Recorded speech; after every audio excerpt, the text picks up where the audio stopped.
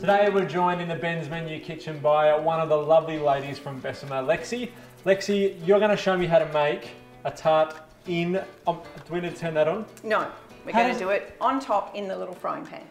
I shouldn't be surprised because every time we do this, we go through it and you explain to me how it all works, but I still think that it's absolutely amazing. And you've got to rewire your brain to think about how you use this equipment. So today we're just going to do an onion and blue cheese tart, but you could change it to whatever flavours that you like. That's a pretty good combination, blue cheese and caramelised Certainly onion. is, exactly. So this is our baby frying pan. This is the smallest in our range. It's a 20cm frying pan. So you've talked about, there's the orange one and the black one, the country style and the basic. Did the lids match on all of them? So can you mix and match up your colours? You can. Yep. So you can get all of the cookware in the flame. We call the orange colour, the red colour, the flame, and this one we call the ebony. So you can get this one completely in the flame colour, or you can stick to the ebony colour. All right, what do we do? Okay, so what we're going to do is we're going to use this as our measure for the pastry to fit into the frying pan. So you just pop your lid on the pastry and just run your knife around to get the size that you need. Yep. Oh, it's pressed a bit hard there, didn't I? No, so we just peel it off. And we don't have to preheat. We don't have to grease the pan beforehand. You just put it straight into the cold pan. Just lay it in. So basically that's it. It simplifies and makes everything so much easier, but the key is, I think, having that education on the amount of different ways you can use the Bessemer cookware. Absolutely, because otherwise, Ben, you just look at this cookware and you just think of it as frying pans, saucepans, casseroles, but every piece that takes a lid, it changes it into an oven. Yep. What I'd like you to do now is to beat up the 2 eggs, if you would.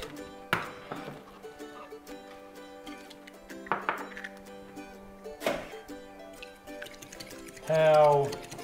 Just well mix through. It doesn't have to be fluffy, just mix through. So I'll just take this one first, and what we're going to do is we're going to just sprinkle on the caramelised onions, and these smell absolutely beautiful. And if you would like to crumble some of the blue cheese on there for me. I can do that.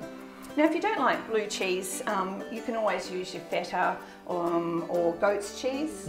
Yeah, goat's cheese and caramelised onions are really good. Yep. Whenever you're cooking with goat's cheese, pair it with something sweet because it's quite sour. Perfect. All right. Lovely. And then we're just going to pour that over the top.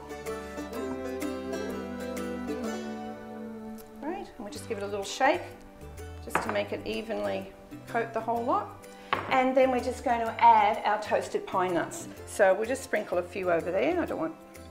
This just gives it that nice little bit of freshness to it. And of course, the easy part, let's make the oven, pop the lid on, find the little bump on top of the lid, which is our indicator. Make sure we point the whole of the knob in line with the indicator, and that opens up our vent. So when you open up your vent, you're turning it into an oven. When you close the vent, you're keeping all the moisture in and you're turning it into a steamer or a casserole. So we want our pastry nice and crisp.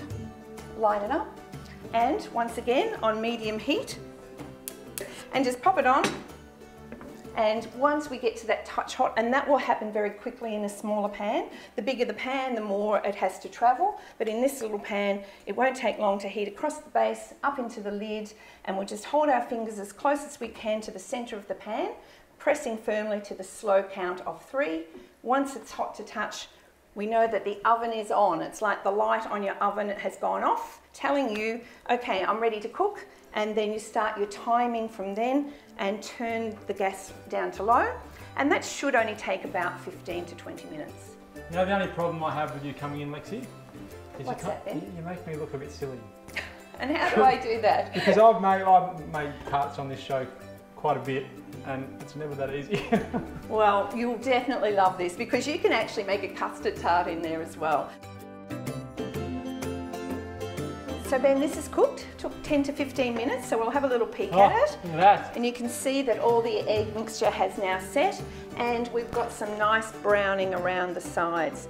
And how you can tell if it's ready is when it shakes a little bit loose from the pan. If it won't move, you can hear that? Yep. If it won't move from the pan, then you know that it needs that little bit more cooking.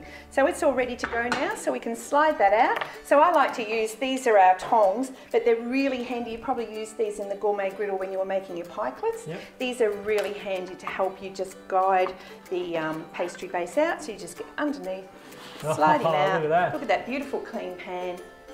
And you have your caramelised onion with blue cheese tart. I'm going to add some micro herbs to that. Beautiful. And I always say cook like you don't have to clean. You don't have to clean. It's as easy as that. That looks beautiful. There we go. And what should we serve that with? Oh, nice glass of bubbles. Sounds good to me.